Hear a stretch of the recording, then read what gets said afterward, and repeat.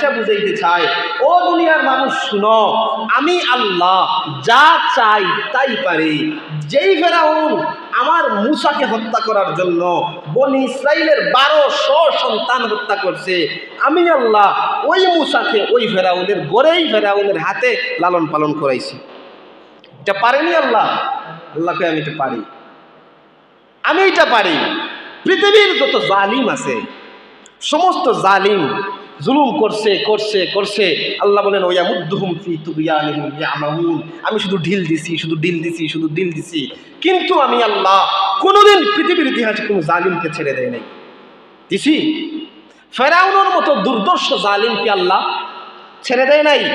কারুনের মতো দুর্দর্শ জালিমকে আল্লাহ ছেড়ে দেয় নাই। নমরুদ, হামান, সাদ্দাদের মতো এত বড় বড় জালিমকে আল্লাহ ছেড়ে দেয় নাই। আল্লাহ সুবহানাহু ওয়া তাআলা শুধু এইটা বুঝাইতে চায়, বান্দা আমি যা চাই তা পারি। পৃথিবীর ইতিহাসে যত জালিম আছে সমস্ত জালিমকে আমি অবশ্যই শাস্তি দিয়েছি। আর যত পৃথিবীর ইতিহাসে এখনো যত জালিম আছে সমস্ত জালিমকে আমি আল্লাহ অবশ্যই শাস্তি দিব। হ্যাঁ, একটু সময় যাইতেছে। এটাকে বলে ওয়ায়ামুদ্দুহুম ফি তুগয়ানিহিম ইয়ামাহুন। আল্লাহ বলেন আমি শুধুমাত্র ডিল দেই। কি দেই? ডিল দেই, একটু ছাড় দেই। আল্লাহ ছাড় দেন, কিন্তু কি দেন না? ছেড়ে দেন না। আল্লাহু ইস্তাহজিউ বিহিম ওয়া ইয়ামুদ্দুহুম ফি তুগয়ানিহিম ইয়ামাহুন। আল্লাহ সুবহানাহু ওয়া তাআলা ঠাট্টা করেন, মস্করা করেন বেঈমানদের সাথে, জালিমদের সাথে আল্লাহ ঠাট্টা মস্করা করেন। আল্লাহ বলেন ও জালিমের দল, ওয়া ইয়ামুদ্দুহুম ফি তুগয়ানিহিম ইয়ামাহুন, তোমরা যে জুলুম করতেছো, তোমরা যে অন্যায় অনাচার করতেছো মানুষের উপর, নির্যাতন করতেছো মানুষের উপর, নির্যাতনের স্টিম রুলার চালাইতেছো মানুষের উপর, সব কিছু আমি আল্লাহ দেখতেছি, সব কিছু দেখতেছি, সব কিছুর বিচার হবে, সব কিছুর শাস্তি দেওয়া হবে। তবে আমি আল্লাহ সুবহানাহু ওয়া তাআলা সব কিছুর শাস্তি দিব, এটা ঠিক। একটু ছাড় দিতেছি, একটু ডিল দিতেছি।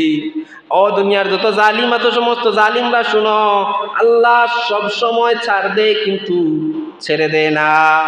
আল্লাহ চায় বান্দা যেন তওবা করে ফিরে আসে, বান্দা যেন তওবা করে ফিরে আসে। যদি বান্দা তওবা করে ফেলে, আল্লাহ বলেন আমার বান্দা তওবা করছে আমি মাফ করে দেই। বান্দাকে যে আল্লাহ বারবার ছাড় দেয়, বারবার ছাড় দেয়, বারবার ছাড় দেয়। এই জন্য ক্ষেতের সময় আসছে, এই যে ক্ষেতের সময় আসছে, অনেক মানুষ ক্ষেতের মধ্যে লাগিয়া সপ্তাহে সপ্তাহ চলে যায়, নামাজ পড়ে না। এমনকি জুমার নামাজ পর্যন্ত চলে যায়, জুমার নামাজটাও পড়ে না। আসেনি? জুমার নামাজটাও পড়ে না।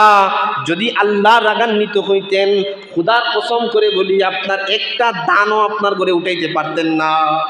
আল্লাহ আপনাকে ছাড় দিতেছেন, ছাড় দিতেছেন, ছাড় দিতেছেন।